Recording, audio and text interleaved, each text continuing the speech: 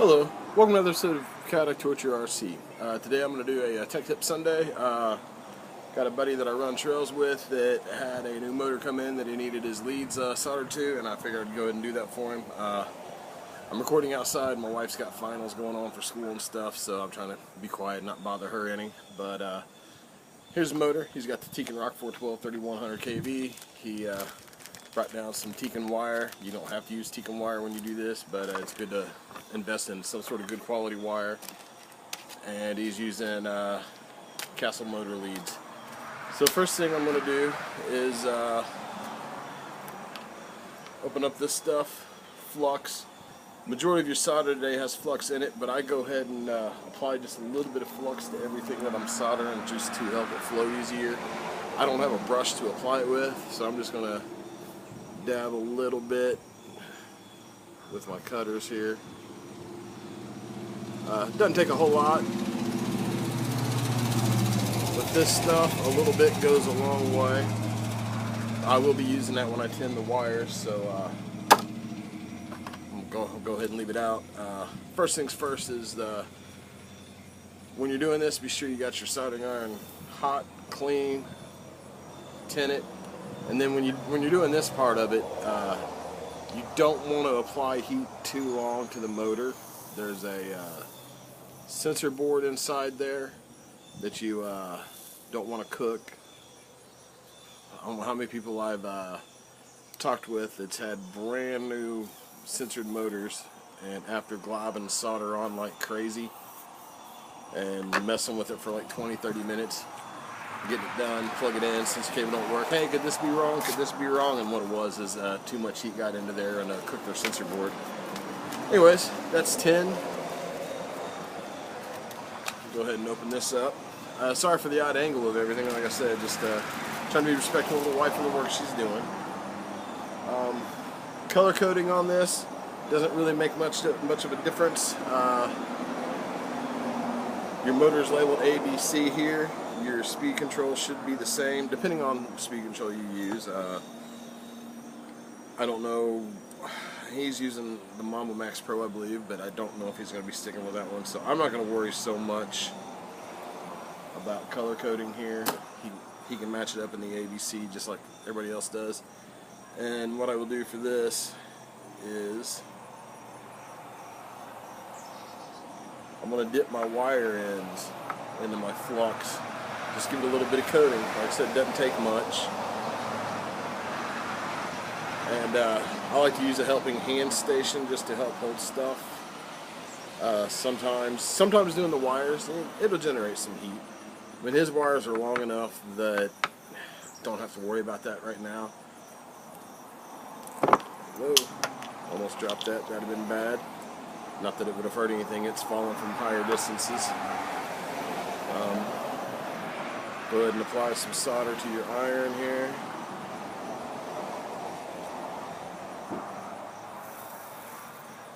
And then what that flux does is it just draws it and allows it to flow in smoothly and evenly.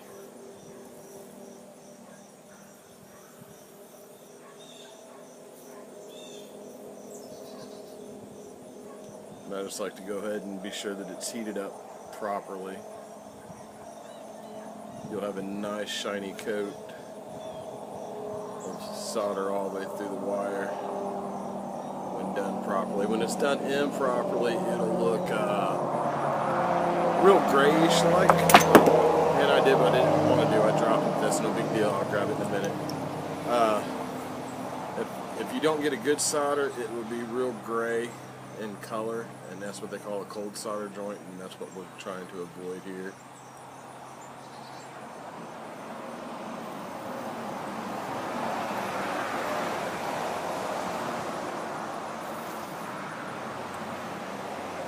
And you really don't want to breathe in the fumes from the flux too much. Alright, you can go this way with your wiring, you can go that way, there's really no wrong way. I'm going to go ahead and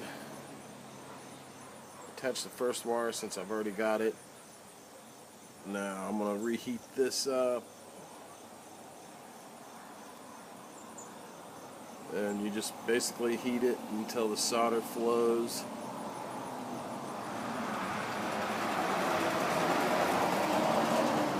And then let it cool. And as you see, I've got a good grasp on that. I'll pick up my helping hands tool that I have here. Now I will go ahead and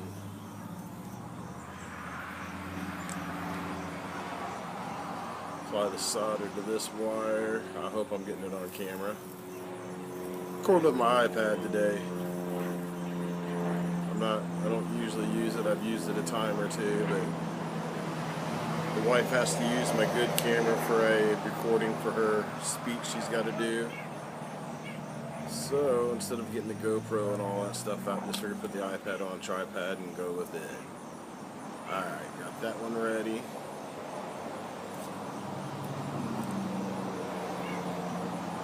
I'm going to go ahead and clean my solder. Usually I keep sponge in there. Didn't have my sponge out today, so using a damp paper towel. I'm going to heat up the previous solder joint, put that there.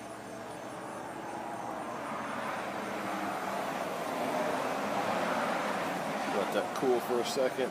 And also while doing this, you want to be sure that you don't glob it and get solder joints that connect and run into the next post.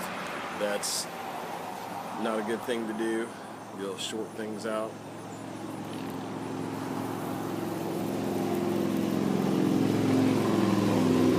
Sorry for all the background noise. I live off of a highway. Tin that wire already. Break it loose. Move that out of my way now. As you see, as I'm doing this, I always reapply just a little more solder just to get things flowing.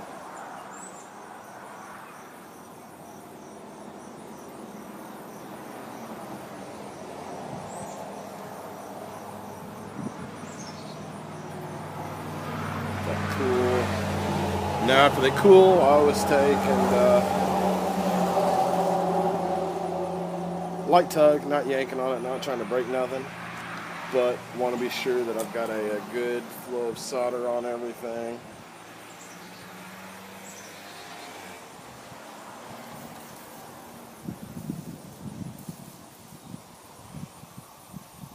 And all I'm doing here is cleaning up a couple of the solder joints just a little bit more.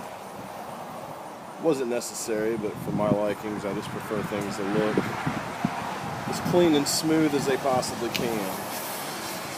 Alright, now from this standpoint, some people will take and run a heat shrink tubing all the way up through there and melt it onto there.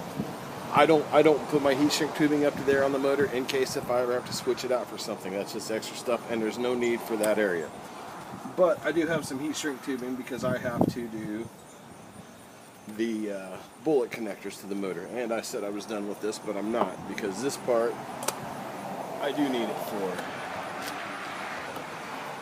Okay, he bought the Castle Creation bullet connectors. When doing this, you want to be sure to use the right ones with it, because this one comes with the male and female ends.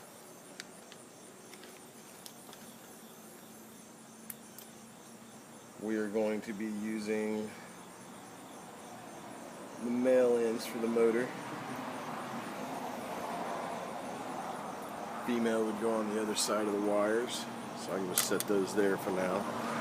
Now what I'm going to do for this is I'm just going to dump that in there. And if you see, I don't know how well this picked up, there's a little teeny tiny hole.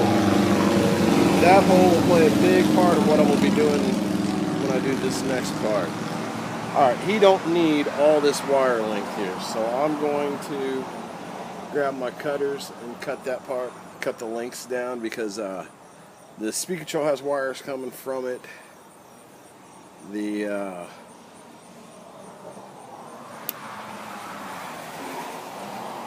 This will just help it run cleaner, and actually help it run cooler too, because if you're running too much wire, that hinders your performance. Oops, didn't mean to bump that. Okay, so now I've got the wires there. I'm going to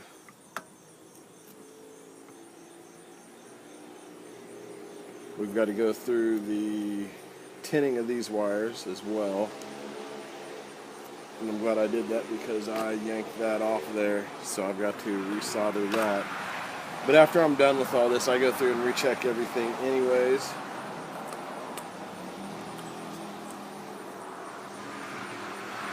And that was just my fault. I didn't hold it on there quite long enough, but I don't, like I said, I don't want to hold things on there too long to the point of where I will cook the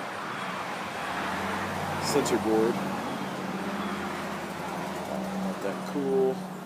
Alright, now when you're doing this part, here's where you got to be a little careful. You don't want to get your solder so thick on these ends that your bullet connectors won't go. So I'm just going to dip the wires in there, because this part here is a little bit of a tedious process.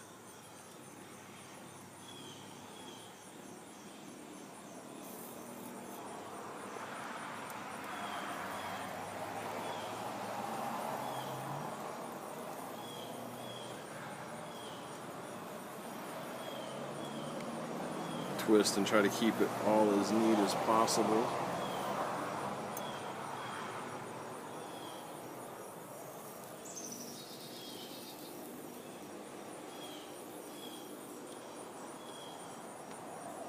And then also before I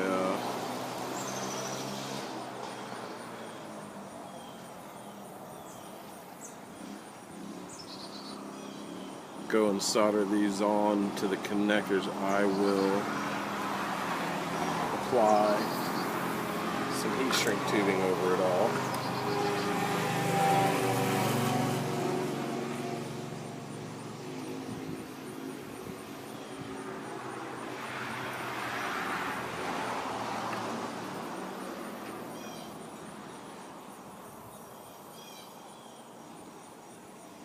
Slide it on there and slide it back. Some people like to color coordinate it. For the heat shrink tubing, I just honestly just use whatever I have. We used to have a Radio Shack here in town that I'd go buy it in bulk at. We no longer have one. So it's AutoZone and Walmart and their primary colors that they carry in them. The main colors is going to be your black and red. With Radio Shack, I had various colors. Set the flux up there. Alright, here's another place when the helping third hands come in handy with this. I'm going to shove that in there. You can see that it pushed some of the flux out. No big deal.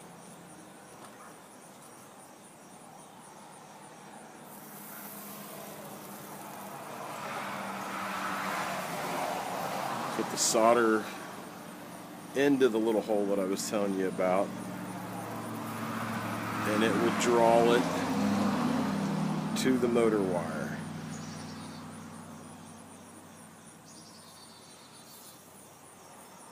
I mean, it can be done without the helping hands, but the helping hands make a world of difference when doing this part.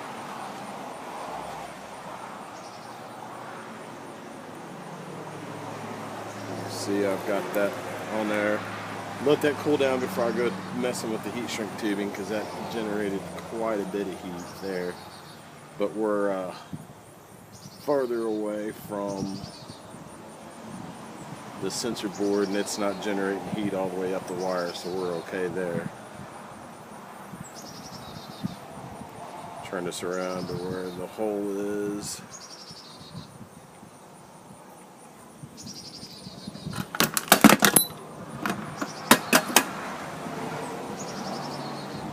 And things are just going everywhere for me out here. Different work environment, but that's okay.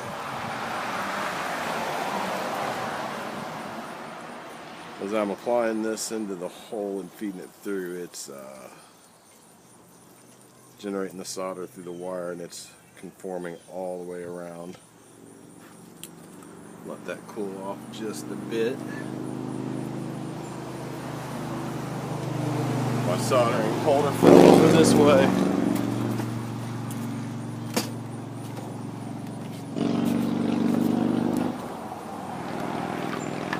I guess when I'm done with this episode, I can make it a bloopers one too, huh? Alright, last one of these to go. Another word of advice when doing this, when you've got your heat shrink up here, slide it as far away from all your heat you're going to be generating as possible.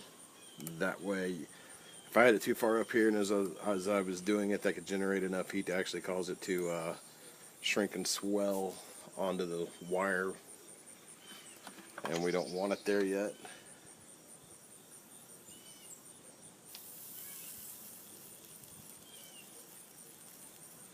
You can hear it cooking maybe. I don't know if my mic will pick it up on this. Kind of sounds like you're making bacon. It's sizzling and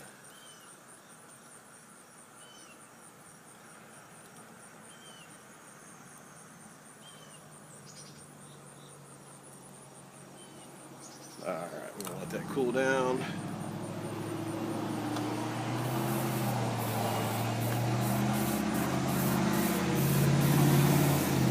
At this point, I'm done with soldering, so I can turn that off. Next thing I'm going to do, since I've got an actual solder station, is turn on, I've got a heat gun. Alright.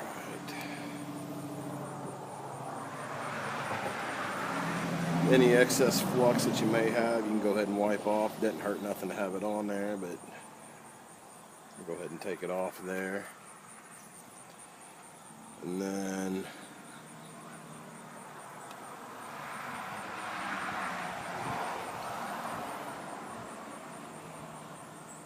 where your plug swells out there, you want to try to get your heat shrink tubing up to that.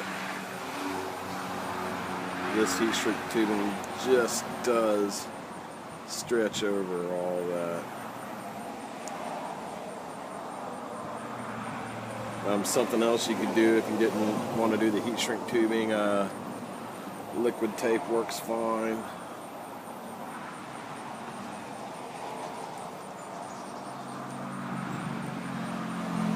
You could electrical tape it if you wanted to.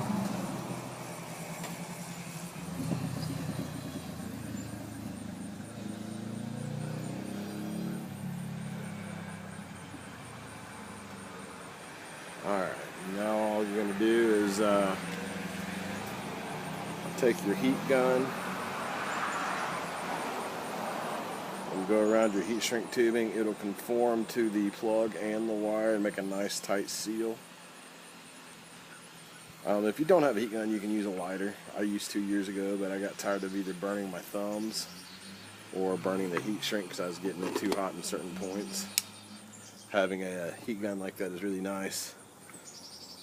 And there you have it. Nice clean solder.